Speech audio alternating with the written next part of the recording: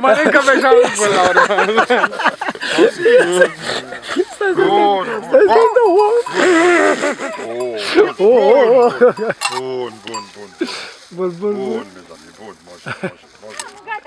Mâncare, pasa mâncare, papa. Bun, bun. Bun.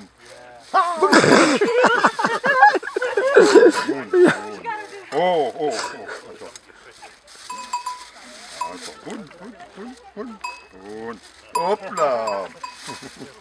Bun. Attends, bun. Oh.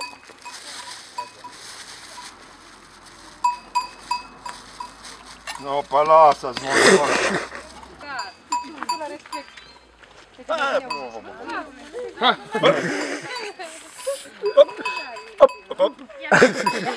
Hop. Tu fous là, hein?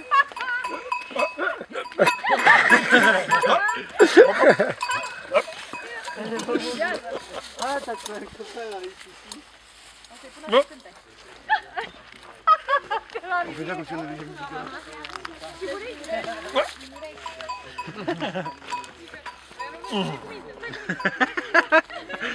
C'est pas aujourd'hui, c'est trop bien. Voilà, comme ça c'est bien. Stop. Ça pue. Voilà. Filmați. Hai, Luca! Hai, domn doctor! Luca!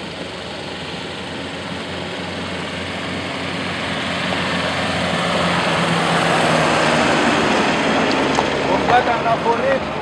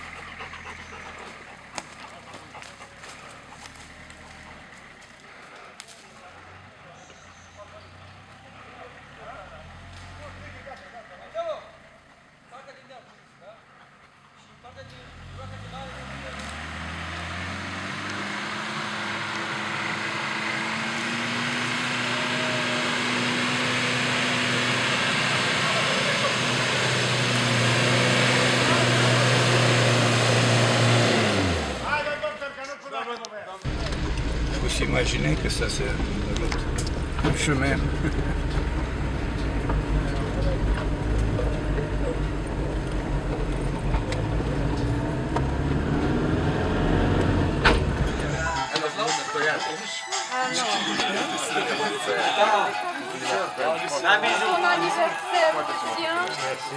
Tu regardes. Ah, je regarde. Voilà. Et Tudor, pentru aniversarea ta!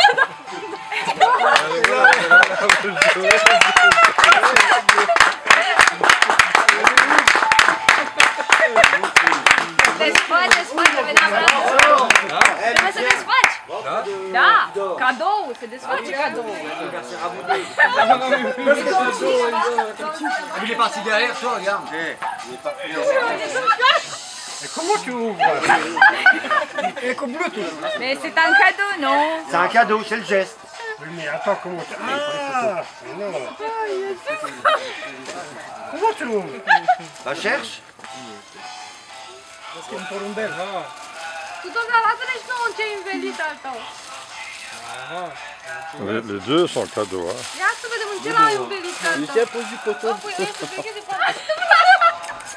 Dai, mă, puiule mari!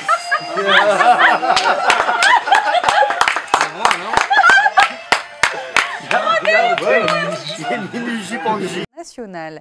Les jouets d'occasion récoltés seront revendus à bas prix dans les centres de vente Emmaüs. Reportage.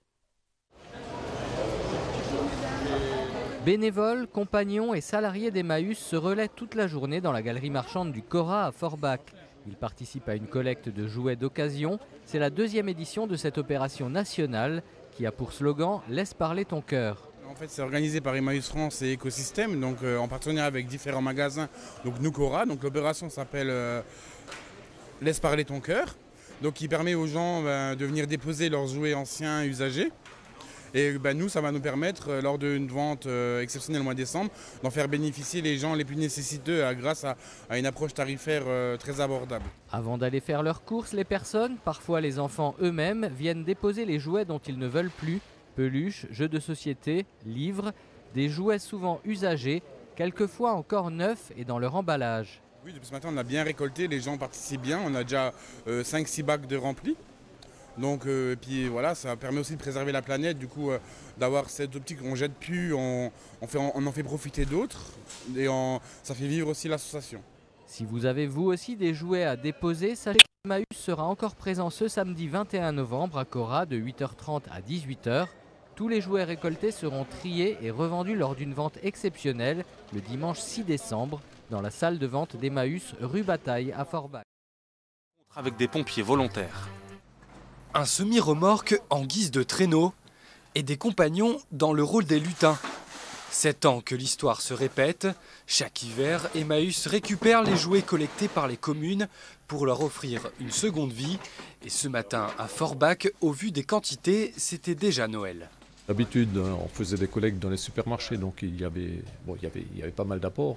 Mais là, en impliquant l'ensemble des communes de 5 intercommunalités, on se rend compte que les gens sont beaucoup plus impliqués. Près d'une tonne récoltée en 2 jours, des jouets par milliers à réparer, trier et installer. En situation précaire et malgré l'ampleur de la tâche, les compagnons gardent le sourire. Tout le monde travaille bien, je suis content, tout ça il va bien, regarde. Les compagnons, les rangés, on a rigolé, on a discuté, on a chanté, etc. C'est comme ça. De la générosité pour recycler et favoriser le réemploi. Dans la hotte bien remplie de l'association, il y a des cadeaux, mais surtout un message. Aujourd'hui, on est dans un courant où on nous a laissé entendre, oui, mais pour les migrants, moi j'ai du mal à donner. Non, non, c'est pour tous les enfants qui sont là, vivent sur la même terre. Et donc, on aura toujours assez pour tous les enfants durant toute l'année. On a l'impression qu'on ne peut plus faire grand-chose, on a ce sentiment de ne plus faire grand-chose, mais on peut donner. La plupart des jouets seront offerts aux familles des compagnons ou envoyés en Roumanie. Le reste sera vendu à tout petit prix. Il y en a bien assez pour tout le monde.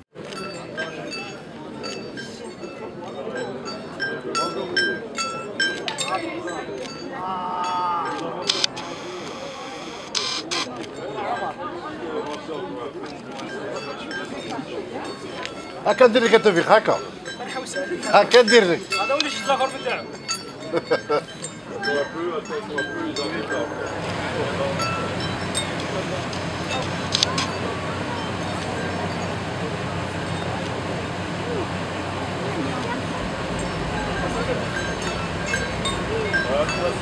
حرك روحك حرك روحك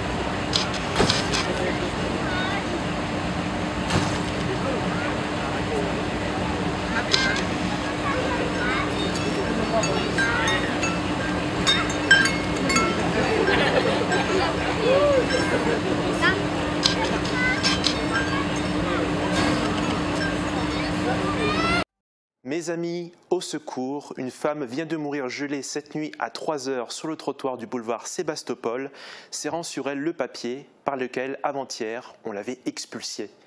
Voici les premières lignes de ce qu'on appellera plus tard l'appel de l'abbé Pierre. C'était le 1er février 1954. Une série de drames l'avait poussé à se faire entendre auprès des politiques. C'était il y a plus de 67 ans. Morane, salut. Tu te trouves chez Emmaüs à Sarreguemines. Qu'en est-il aujourd'hui ? Salut Thibaut, alors ça a changé, mais l'engagement humanitaire est toujours là évidemment. Emmaüs a été fondé en 1949 par l'abbé Pierre et c'est avant tout un mouvement solidaire et humanitaire qui rassemble aujourd'hui plus de 23 000 personnes dans le monde. Le slogan d'Emmaüs parle d'ailleurs de lui-même, « Aidez-nous à aider ». Ces mots prononcés à l'époque par cet homme au grand cœur résonnent aujourd'hui dans l'actualité. On fait le point sur l'évolution d'Emmaüs dans une suite de reportages que vous verrez tout à l'heure. Merci Morane et merci à Catherine qui t'accompagne au cadre. C'est donc en 2003 qu'Emmaüs s'est installé à Sarreguemines. Au départ, l'association avait repris l'hôtel social, alors géré par l'État. Elle a ensuite fait l'acquisition du site que l'on connaît pour en faire un magasin. Aujourd'hui, Emmaüs a bien changé et depuis l'année dernière, l'association a racheté les anciens bâtiments Kiel, rue de Steinbach. Morane Grancola et Catherine Henrich nous font le point. En 2003, l'association Emmaüs s'implante à Sarreguemines. C'est alors une annexe de l'association déjà existante de Forbach. Au départ, un seul magasin et seulement 4 compagnons y travaillent. Aujourd'hui, 18 ans plus tard, l'effectif est monté à 15 personnes sur les 2 sites, nourris et logés par l'association en contrepartie du travail fourni dans les établissements. Sadi, compagnon depuis 3 ans, est très heureux de faire partie de l'aventure. Je suis 6 mois ici à Emmaüs, ça fait presque là de 3 ans et demi. Peut-être que ça va être ma dernière année ici, vu que j'attends la finalisée de mon dossier de régularisation. Voilà, je commence à m'habituer, je suis beaucoup investi dans l'association, voilà, je fais partie du mouvement d'Emmaüs. Petit à petit, Emmaüs a su évoluer dans le bon sens. Aujourd'hui, 10 familles ont été logées, réparties entre Forbach et Sarreguemines, dont 18 enfants. Actuellement, les demandes d'accueil sont toujours aussi fortes. L'association a d'ailleurs fait l'acquisition d'un tout nouveau bâtiment qui verra le jour d'ici l'année prochaine. En attendant, les compagnons ont du travail et c'est sans compter sur la solidarité des donneurs et de l'équipe encadrante. Est aussi sur le web, vente en ligne, click and collect, des méthodes de vente et d'achat qui nous sont de plus en plus familières en raison des contraintes de déplacement liées à la lutte contre le coronavirus. De plus en plus de commerçants locaux s'y mettent et au niveau de l'économie sociale et solidaire, Emmaüs a aussi franchi le pas. Reportage de Guillaume Dumonteil.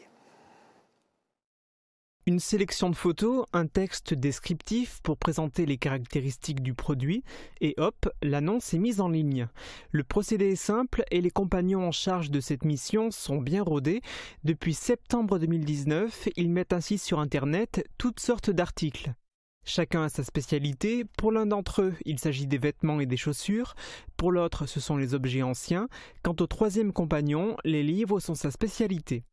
Mais il y a encore d'autres types de produits. Ce qui les distingue des autres articles vendus par Emmaüs dans les salles de vente traditionnelles, ce sont leur originalité. Soit ils sont rares, soit ils ont plus de valeur que d'ordinaire. D'ailleurs, la clientèle pour ce type de produit est bien différente. Au bout d'un an d'expérience, un peu plus, on sent que ça monte en puissance, que la clientèle vient de l'ensemble de la France. Ce n'est pas une clientèle de proximité. Si le nombre de transactions progresse, bien plus de ventes sont néanmoins effectuées dans les magasins Emmaüs traditionnels. Il n'empêche, il ne se passe quasiment pas une journée sans qu'un article soit commandé et vendu sur la toile. Pour accéder au site internet d'Emmaüs Forbach Sarreguemines, il suffit de taper « La Belle Mine » sur un moteur de recherche. À partir de là, vous pouvez même accéder à l'ensemble des articles vendus par les 70 structures de France qui, comme Emmaüs Forbach Sarreguemines, adhèrent au label Emmaüs. Elles font partie d'un système coopératif qui permet aux transactions d'être simples et sécurisées. C'est la centrale qui vérifie s'il y a des réclamations ou s'il y a des objets qui n'arrivent pas et qui contrôle aussi le paiement. Donc effectivement, jusqu'à l'instant, c'est très sécurisé parce qu'il n'y a pas de lien direct entre nous, la Belle Mine, et la clientèle. Et je trouve que ça, c'est très positif parce que c'est un souci qu'on a en moins. Et c'est très bien suivi. Donc on n'a jamais eu de problème pour l'instant en un an par rapport à cela, jamais. En plus de la vente sur ce site internet, Emmaüs Forbach Sarreguemines propose aussi du click and collect, et cela depuis le mois de septembre 2020. Cela permet notamment d'acquérir des objets plus volumineux qui auraient du mal à être envoyés à l'autre bout de la France. Nous sommes maintenant en direct avec Jean-Luc Ferstler. Bonjour, cela fait 67 ans que l'appel de l'abbé Pierre a été lancé. L'association Emmaüs en a d'ailleurs découlé. Vous êtes coordonnateur d'Emmaüs depuis ses débuts en 82. Comment Emmaüs a évolué jusqu'à aujourd'hui? Bonjour TV Mosaïque. L'évolution depuis le début, c'est par période très, très clair. Je pense que l'intuition de l'abbé Pierre est toujours valable et même était prophétique. L'évolution est à deux niveaux. D'une part, par rapport aux populations qu'on accueille, et d'autre part aussi par rapport à ce qui nous fait vivre, des produits qui nous fait vivre, avec une prise de conscience de plus en plus importante de la part de la population que l'économie du don, ça veut dire quelque chose et que ça prend du sens. On connaît plein d'économies, mais l'économie du don, il faut la remettre en valeur. Et on l'a vu justement dans un des reportages, un projet de recyclerie dans les cartons. Qu'en est-il de ce projet? C'est un projet qu'on travaille avec la CAS, comme c'est si bien dit, qui pour nous est plutôt heureux, parce qu'on va vers l'avenir en lien avec cette prise de conscience, cette nouvelle prise de conscience qui à la fois par notre action de redonner une deuxième chance aux personnes qu'on accueille, mais une prise de conscience que ça peut se faire en redonnant une deuxième chance, une nouvelle vie aux objets qu'on peut récupérer. Alors ça prend plusieurs noms, c'est du recyclage, du surcyclage, de l'échange, de la remise en valeur, du travail. Je pense que là, on fait une expérimentation qui est passionnante. Très bien, merci beaucoup Jean-Luc Ferstler d'avoir été avec nous. Et tout de suite...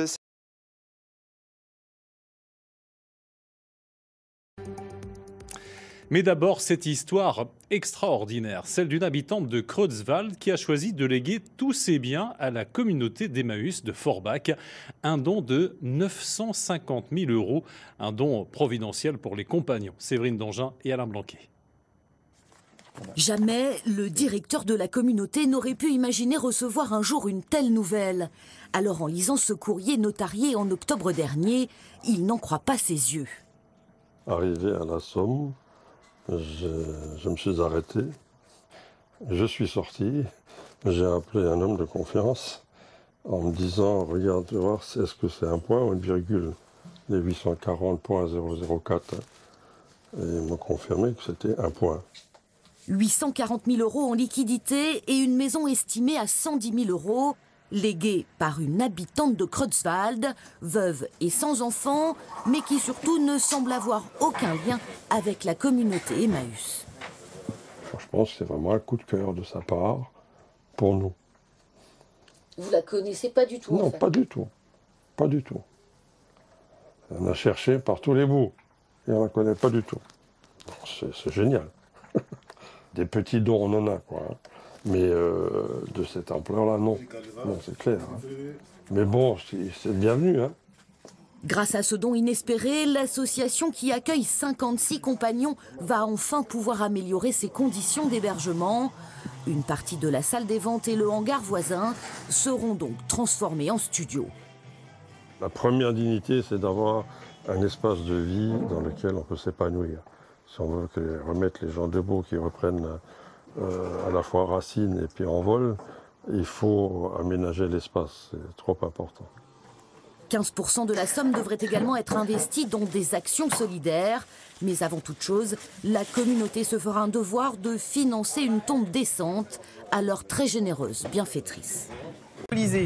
Comme un cadeau du ciel, la communauté Emmaüs de Forbach a reçu un don d'une habitante de la région, disparue l'an dernier. Elle a légué à l'association 950 000 €. Retour en France avec un don inespéré pour l'association Emmaüs à Forbach. Une habitante de la région, disparue à la fin de l'année dernière, lui a légué près d'1 million €, un cadeau du ciel pour les bénévoles. Pascal Largeon. La bonne nouvelle est d'abord arrivée sous la forme d'une lettre. J'institue comme légataire universel la communauté des chiffonniers d'Emmaüs. Un testament par lequel une habitante des environs, décédée l'an dernier, fait don de 950 000 € à la communauté Emmaüs de Forbach. Je me suis frotté les yeux d'abord, puis je suis sorti chercher un compagnon de confiance en disant écoute, regarde voir là, est-ce qu'il y a une virgule ou pas là. Une somme hors du commun pour cette communauté fidèle au message de l'abbé Pierre qui finance la réinsertion de personnes en difficulté par la rénovation et la revente d'objets. 7 et 1. 8 €.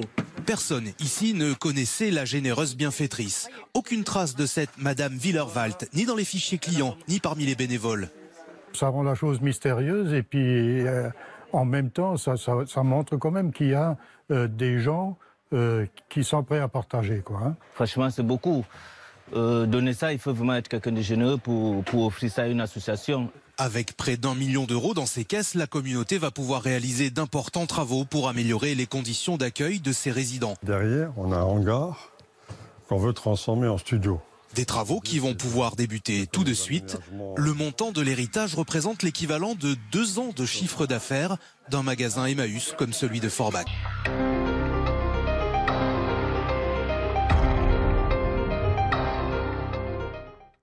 Compagnons d'Emmaüs vers un statut spécifique. Un gros problème qui se retrouve dans la loi Asile-Immigration, c'est que dans l'accueil inconditionnel, ceux qui frappent à la porte d'Emmaüs, c'est essentiellement des migrants et des gens qui ont déjà l'obligation de quitter le territoire français, qui en fait ne sont pas reconduits et qui frappent à notre porte. Donc nous, on ne pose pas de questions, on ne demande pas. Pour intégrer la communauté, seulement 2 conditions, apprendre la langue et s'intégrer en travaillant pour Emmaüs. Jean-Luc Fersler, coordinateur de la structure, dénonce les contrôles de police. Il ne les récuse pas sur le principe, mais d'un point de vue moral.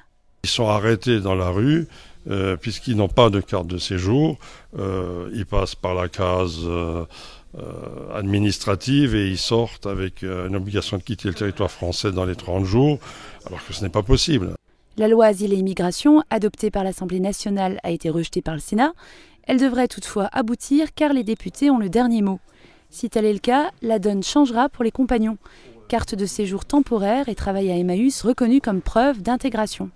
Recevoir le sous-préfet de l'arrondissement de Sarreguemines permet d'engager une discussion avec un représentant de l'État. Alors la difficulté, c'est que les personnes ne sont pas choisies par Emmaüs, c'est les personnes qui viennent frapper à la porte d'Emmaüs.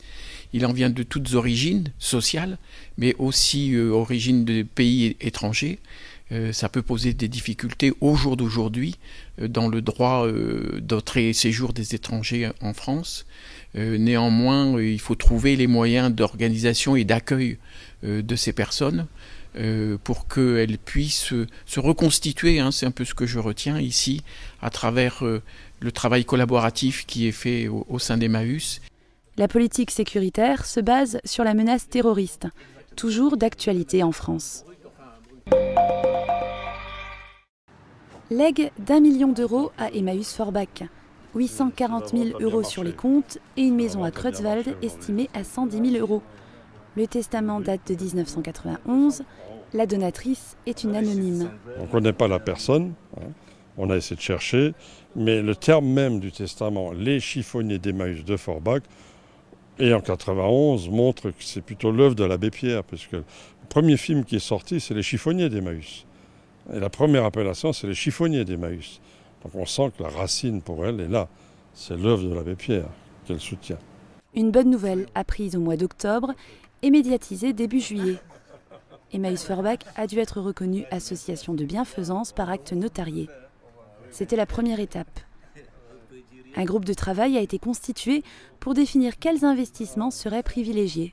Le projet qu'on avait déjà, hein, c'est l'aménagement des conditions de vie des compagnons, donc avec une partie de la salle de vente et du hangar à l'arrière qui devait être transformé en loft, en studio, pour permettre un hébergement beaucoup plus digne que ce qu'on a actuellement, parce que ceux d'actuellement étaient réhabilités en 1996, et un projet de résidence sociale type OACAS, organisme d'accueil activité solidaire, sur Sarreguemines. L'argent servira aussi à faire du bien autour d'eux. Dans la tradition de l'abbé Pierre, depuis la création de la structure forbachoise, il y a 20 ans. Toujours 10%, voire 15% de nos recettes vont vers la solidarité. Donc on a un grand partenaire qui est la Roumanie, qui vont donc permettre à eux de rembourser l'emprunt qu'on a fait là-bas. Les autres projets de solidarité, c'est ce qu'on fait déjà à l'heure actuelle, lorsque les personnes, services sociaux, on ne fait pas de solidarité directe. On va toujours travailler avec les services sociaux pour qu'il y ait un suivi. Parce que les biens qui nous sont donnés, qui sont confiés à des compagnons, qu'ils soient matériels ou qu'ils soient financiers, sont gérés par eux. Donc on a une commission de solidarité. Jean-Luc Fersler est curé, il parle de providence et avoue mieux dormir qu'auparavant. Pour la première fois depuis la création d'Emmaüs à Forbach, ils ont un fonds de roulement positif.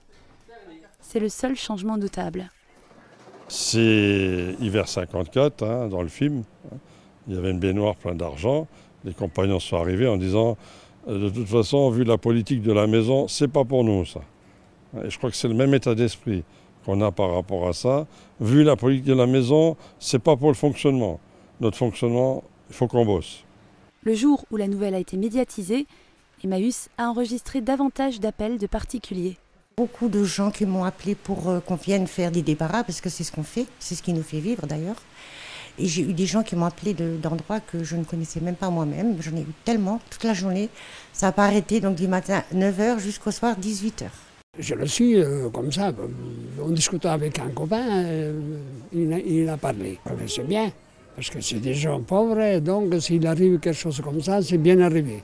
Un legs qui incite à davantage de générosité, un legs qui inspire.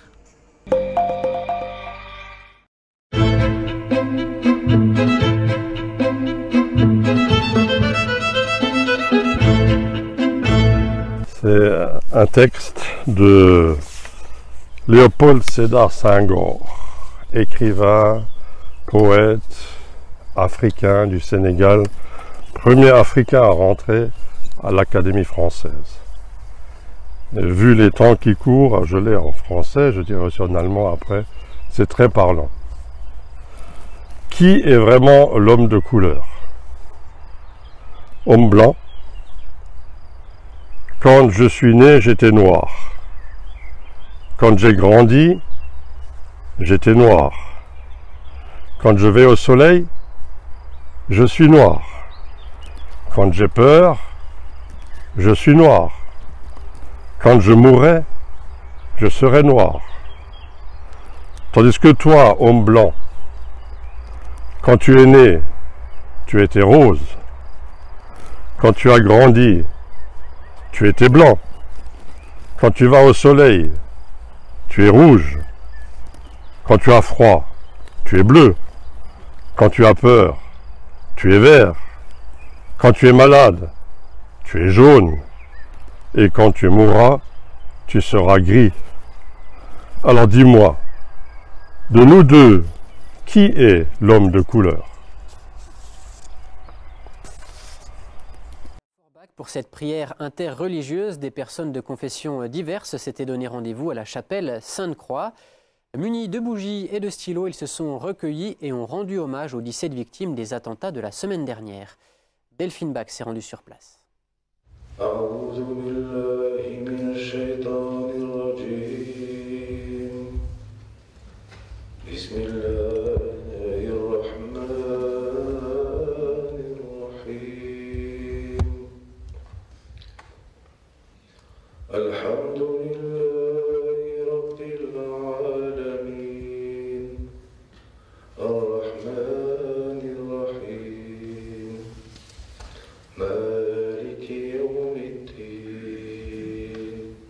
Un recueillement interreligieux s'est déroulé hier soir à la chapelle Sainte-Croix.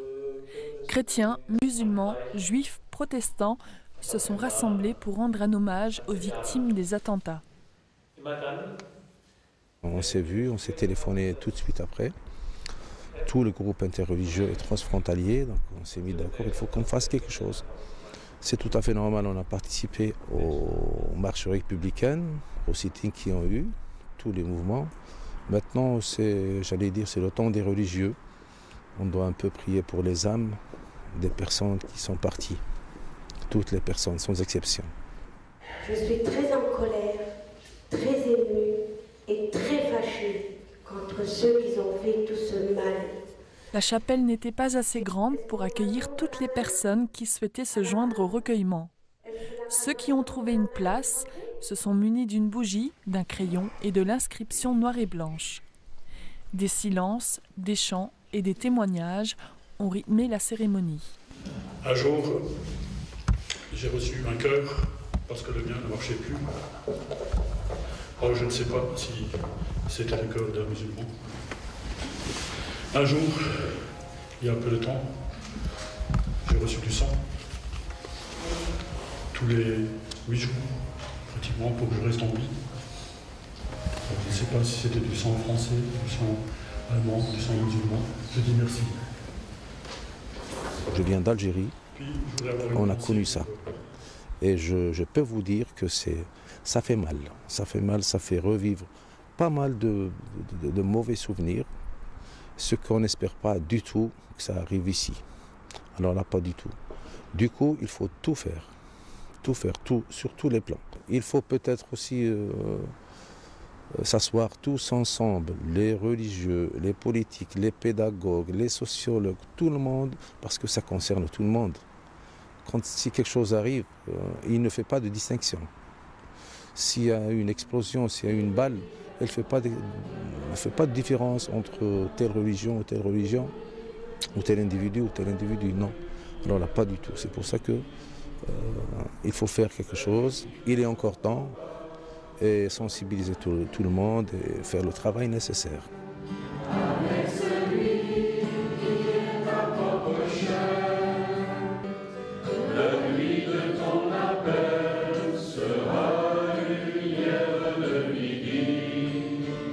Pourquoi les hommes ne parviennent-ils pas à vivre ensemble?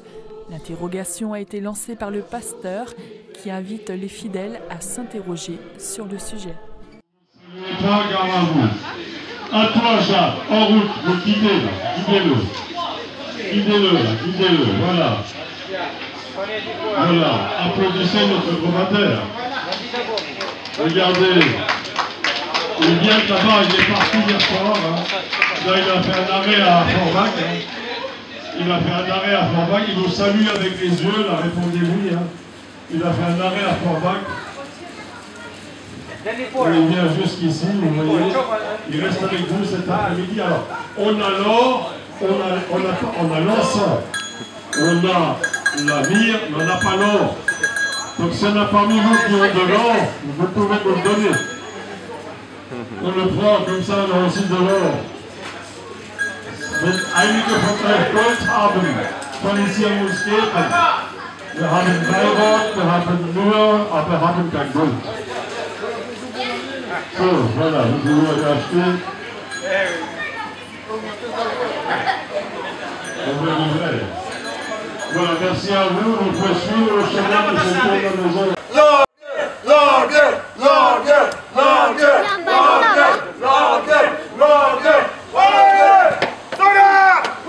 Préparez vos armes! J'ai dit, préparez vos armes en bain de charognard! Chef, parlons aux toilettes! On n'est pas dans une librairie ici! Tu vas chier dans ta couche, le vieux bouc! Chef, je suis pour pisser! On n'est pas dans une épicerie ici! Ferme ta gueule! Oui, chef! Préparez vos armes! Allez, soyez prêts! À la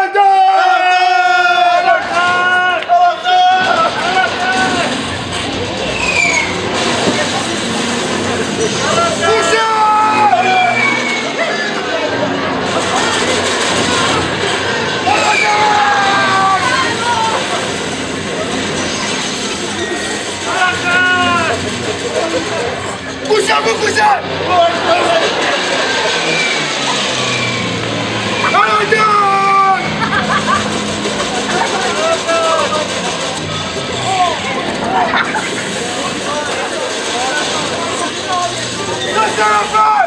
Ça c'est le feu! J'ai dit ça c'est le feu! Hé, arrête de crier dans mes oreilles, je pense pas! Vas-y, ça c'est le feu! C'est le pain, mais ça ici là! Allez, je crois qu'on est que les trois survivants. Ça ne reste qu'à chercher la grotte magique.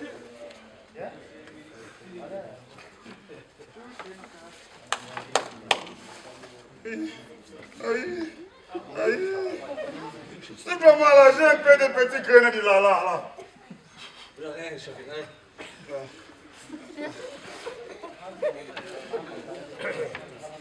Bon, la grotte magique.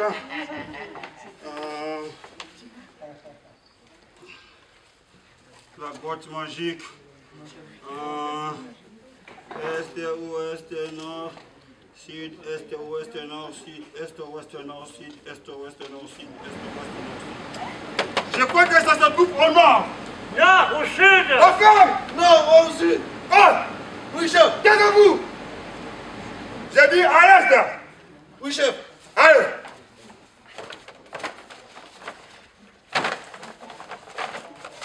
Suivez-moi.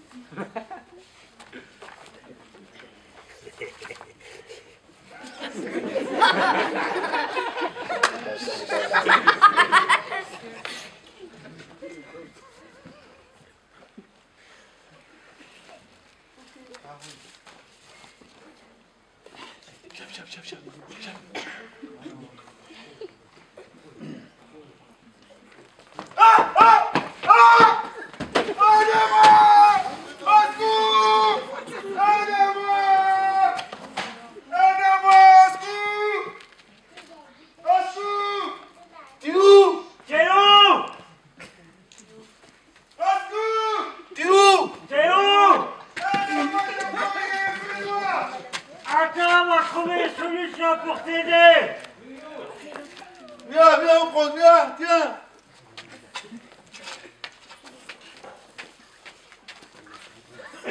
Allez, viens.